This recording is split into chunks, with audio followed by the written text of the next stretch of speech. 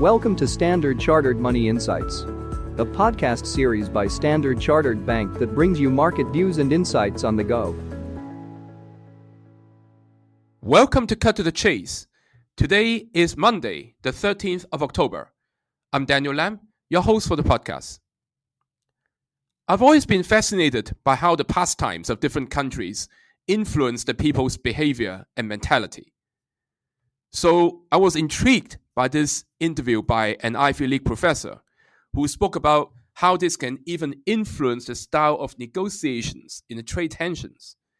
So he spoke about the US being influenced by the game of poker, which is seen as more dynamic and tactical, while the Chinese and Russians, they play Go and chess respectively, games that are relatively more strategical. So this is where we're at. We're all caught by the eyeballs of Trump's announcement of 100% new tariffs on imports from China by November the 1st, raising the rate to 130 and also imposing export controls on critical software. But to me, the more interesting point was that the markets hardly moved on China's earlier announcement to restrict the exports of rare earth and other critical minerals, as well as the new port fees on US ships. So why would China be making this move when the trade tension between US and China was already abating? So two phrases, the right conditions and the right timing. So first of all, the right conditions. So China has been preparing for further trade tension with the US for a long time.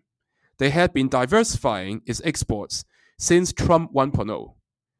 So China's share of the world exports had been climbing steadily over the last 10 years, but it had been exporting less to the US in percentage terms. So over the last 10 years, China's share in US imports had dropped to less than 10% from just over 20%. And timing. Well, the US economical data had been weakening. Case in point is the recent few non-farm payroll numbers. So the Fed had just started cutting rates, and now with this move from China, the US counter moves is raising risk of stagflation, i.e. further weakening growth, while there can be threats of resurfacing inflation, potentially tying the hands of the Fed. So it seems the markets are coming to this narrative. The Hang Seng Index futures were down by 1,300 points overnight, but this morning, it immediately recovered more than half of the drop, as people feel China came prepared this time. So we're expecting this tit-for-tat between US and China to be persisting in the near term, and we're expecting further volatility ahead in risky assets. Now, we still believe in the Trump put, i.e. Trump's vow to tone down the trade tensions if he sees it hurting US growth and inflation, as well as risky assets. So this can represent a good long-term opportunity to be adding to US and Chinese equities in tranches, with support level for S&P 500 and Hang Seng Index at 6,250 and 24,500 respectively.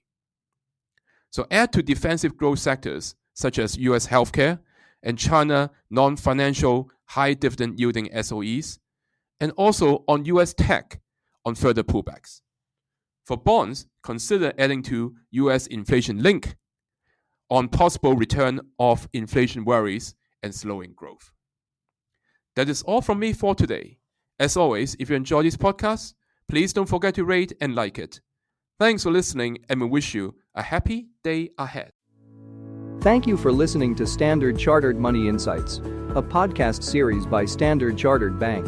For more details, visit Market Views on the Go on our website or click the link in the description.